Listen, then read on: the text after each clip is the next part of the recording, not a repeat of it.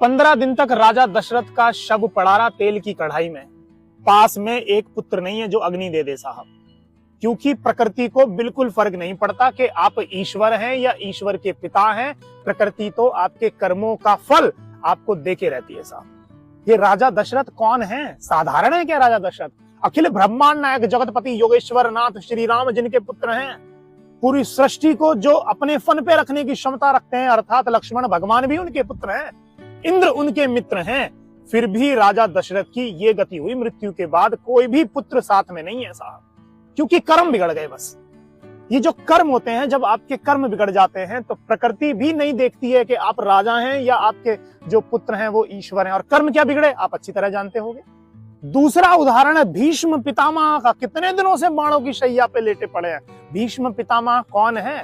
सबसे बड़े ब्रह्मचारियों का अगर उदाहरण लें तो भीष्म पितामह का नाम आता है। कोई भी गलत काम नहीं किया 100 साल तक भी, परंतु एक ही गलत काम हुआ कि एक नाग को साइड में फेंक दिया और वो नाग कांटों में गिर गया जाकर, और वो कई दिनों तक पड़ा रहा साहब। दूसरा, एक हिरणी को तीर मार दिया, वो हिरणी गर्भवती थी, तो ये कर्म बिगड़ गए साहब। अब तीर मारा एक और कांटों में नाग पड़ा रहा, तो भीष्म पितामह भी बाणों की सैया पे लेट गए। आपके कर्म जब तक बिगड़ते रहेंगे, ये प्रकृति आपके प्रतिकूल ही काम करेगी, और आज नहीं तो कल आपके कर्मों का फल आपको मिलके रहेगा।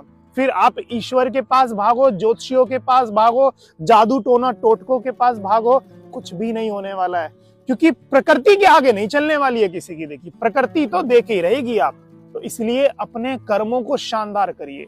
जितने आपके कर्म शानदार होंगे, प्रकृति आपके अनुकूल काम करेगी।